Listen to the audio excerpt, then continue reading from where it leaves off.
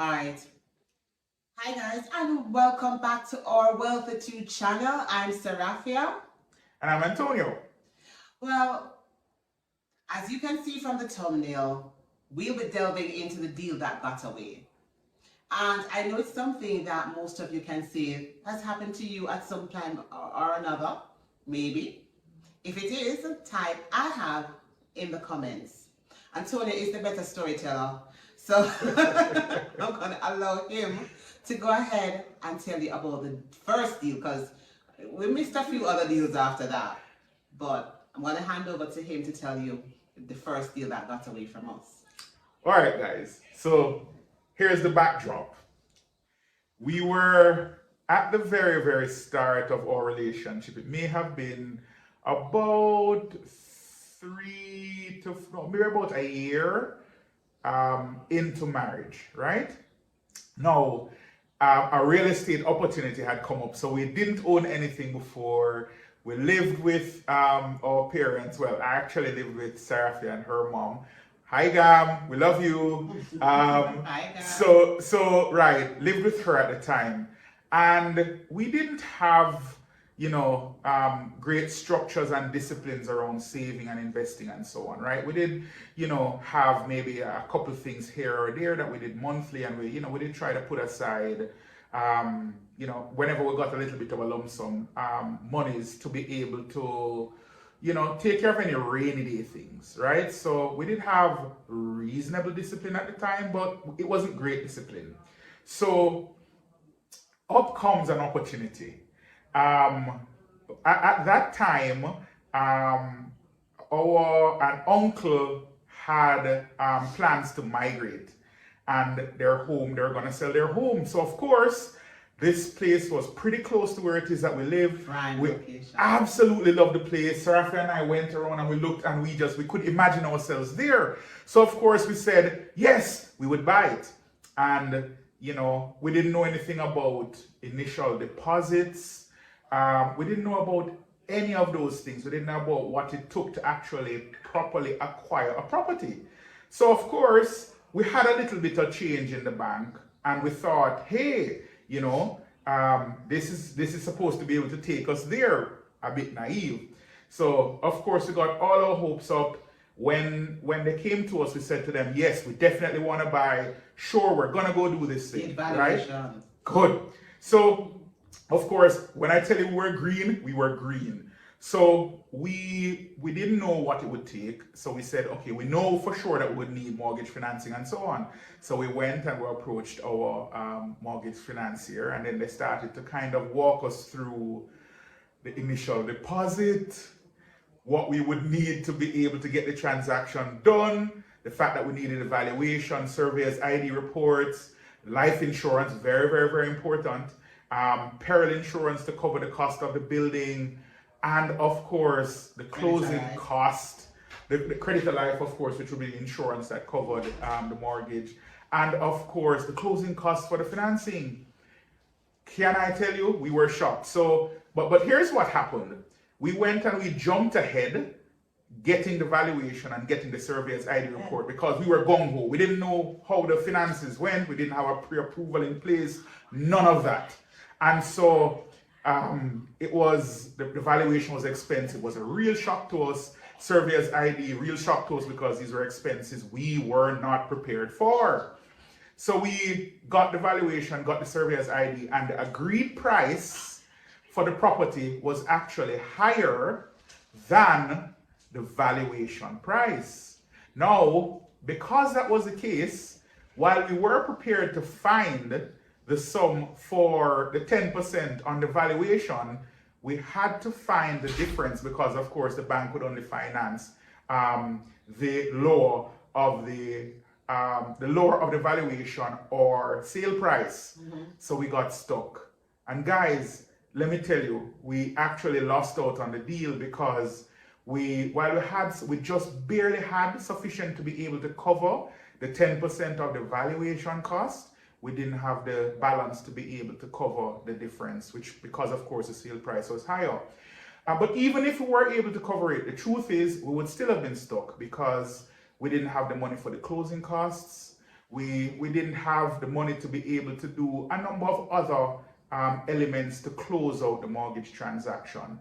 And so when I look at that deal, and not every day, but every maybe month and a half, we drive past and we look at the property, and Sarah and I will say to ourselves, boy, babe, imagine yes, imagine if we knew then what we know now. Yeah. That would have been 1, 2, 3.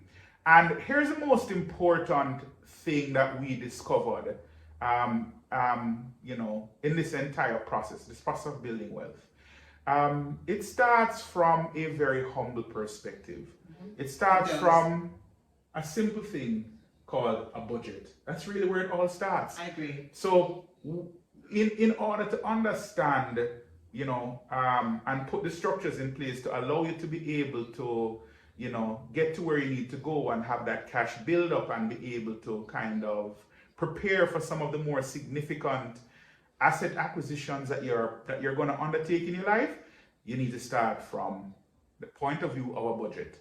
Also, and we're going to share some tips because we're going to talk about the budget today. And also, I would also recommend that in addition to a budget, you ensure that you engage with a financial services professional that can take you through a proper plan. Share with them what are some of those goals that you have over the next 2 years, 5 years, 10 years, 15 years, 20 years, and so on. Those things are important because, many of the moments that you want to capture that involve finances does require some level of preparation. And many more people could be homeowners, could be business owners, could be adequately prepared for retirement, could be building huge stock portfolios, could be doing all sorts of, taking care of their kids' education, could be doing so much better if it is that they started from 1, having a budget in place, and 2, engaging with a financial services professional to kind of walk through some of what they have in their mind, so that proper plans can be put in place to allow them to be able to get to their goals. So, and one of the things that I want to share is that when I was a financial advisor or financial management professional, one of the things I saw a lot was that you asked persons, how much do you spend at the supermarket? How much do you spend on gas? How much do you spend on your hair or entertainment? And they would give me a figure. And I said, okay, I'm going to write this figure down. But for the next month, I want you to give me all the receipts for all these items, and we're going to see if it is that you're spending as much as you think you're spending, or it is that you're spending more. And 9 times out of 10, because we think we have it here, it is totally different. You're actually spending more than what you think you're currently spending. So it's good to write it down and put it on paper so you can see what it is those figures look like. Or if you like me, not so much on paper, on spreadsheets. I love my spreadsheets, right? I may be going back in terms of persons putting it on paper, but write it down so you can see it, or put it in a spreadsheet, as Antonia says. It makes a huge difference. So Sarah, kick us off.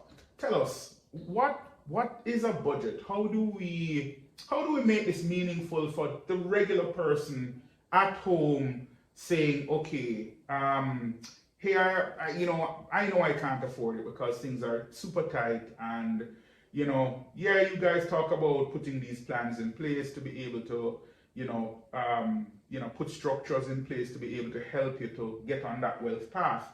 And some people are, quite frankly, intimidated by it. For some it sounds boring, for others it is too much work.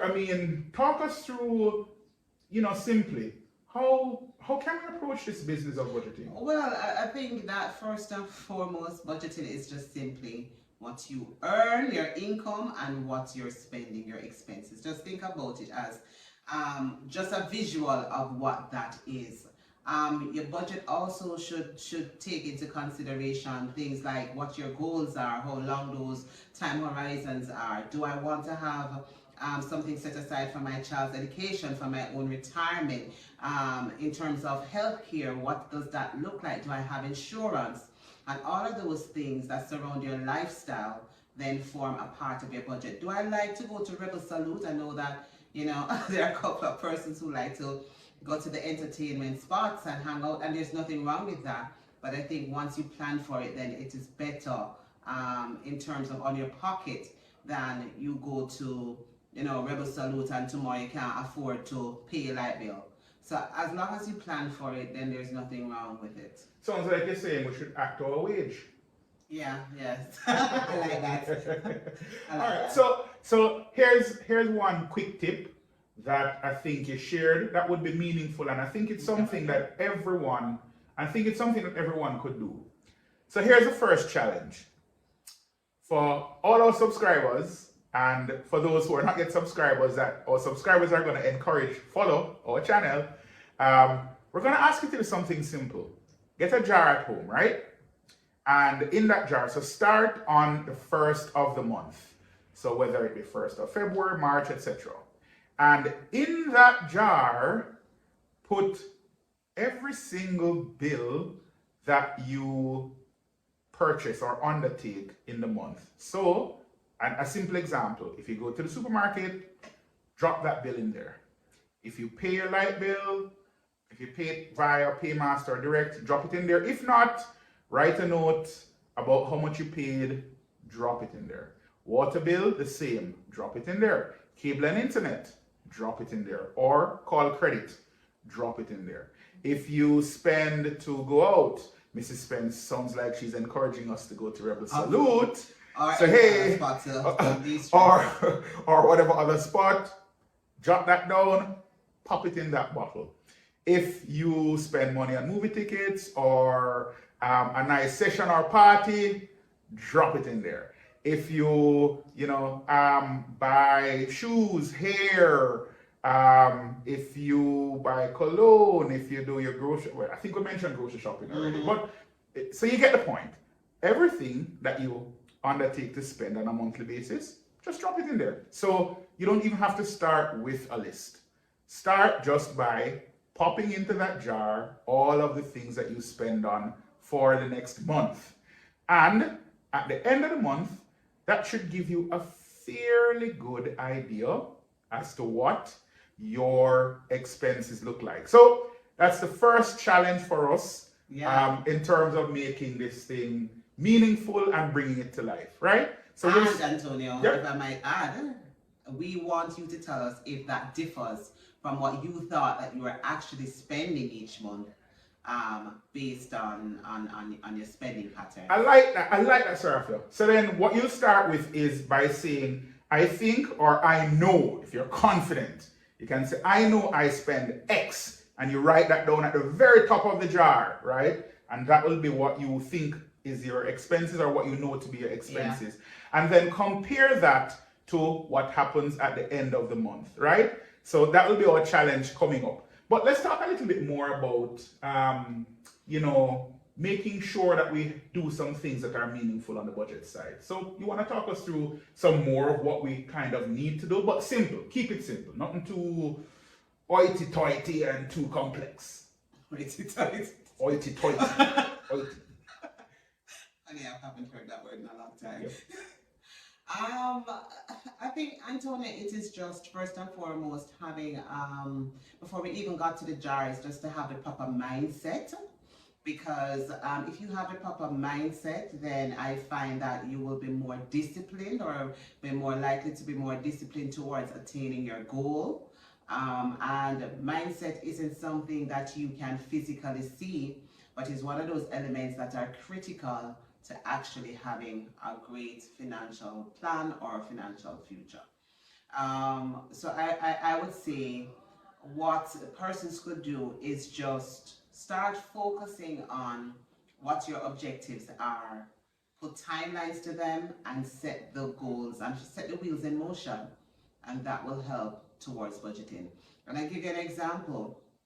So Antonia knows that I plan for Black Friday. Yes, folks, the struggle is yes, real. my Amazon account shows that I plan for. The struggle is real, folks. The struggle is real. Right? Because it's the time of the year that I think that you get the most deals. Deals are all around, but you're more likely get deals in terms of clothing. If you're a professional that always has to buy suits, and myself as an attorney, I need to have jackets and professional wear and stuff like that. And so what I will do is I will say to Antonio, I have budgeted X amount for Black Friday shopping. I'll buy last year, all the gifts were under the tree from November because I started to buy them, ship them in what I needed to ship in from early, and that saved me some money. Okay. All right. So here are the big takeaways. 1, start by understanding what you're spending. Committed to paper. Committed to paper. Yeah. So understand what you're spending and understand what, or spreadsheet, and understand the money that you're bringing in. So you also need to know what are your sources of income. Put that down on paper or spreadsheet, Mrs. Spence, so that you can see where things stack up from a income or money coming in perspective and the money that's going out, right? That will give you a good idea as to what you're in fact able to save, or it can indicate that you are in fact having an issue saving, right? So that's point 1, understanding your current situation. 2, you need to also, having understood that situation, review that budget and determine what are the things that require adjustments to allow you to be able to put aside more of what you earn to be able to begin starting to build up the reserves that will allow you to do some of the things that you find more valuable. Then 2, or rather 3, so prepare the budget, then review with an eye to improve it. 3, make some goals. You may have them in your head already, but commit them to paper. And some examples of goals are, I would like to buy a house in, and you put your timeline. You start by speaking it into being sort of. You want to say, this is what I hope to achieve, right? You may have the desire to own a business. You need to be able to say, give yourself a timeline and begin to sort of look at what sort of business you want to undertake, right? So commit it to paper. Again, this is about writing out what your objectives are, saying what your plans are.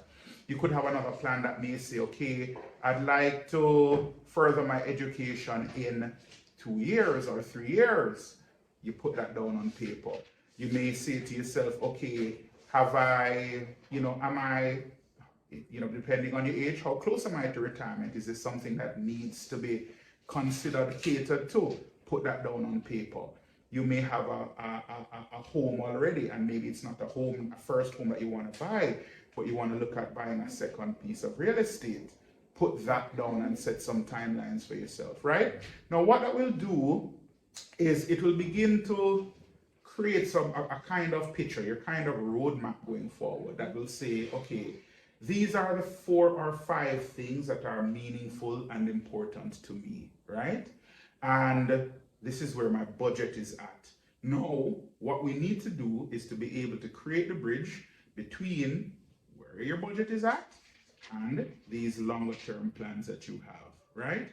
And there are excellent tools that we'll be able to share that will help you to be able to bridge those gaps. So we're going to stop it for today right there. Because right? we've thrown out a challenge, and when next we see you, we hope to hear more about how you did on the challenge.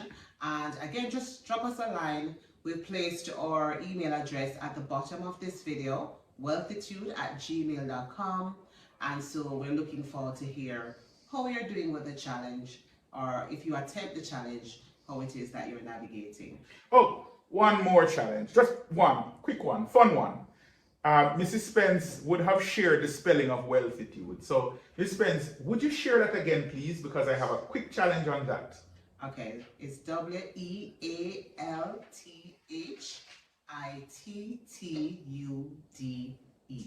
All right, so we want to challenge our subscribers to come up with as many words that can come from wealthitude. So we look forward to seeing what you come up with, and just wish you all the very, very best. All right? All right, so don't forget to subscribe and hit the notification bell, and we'll see you next week with another episode. Bye, guys. Bye.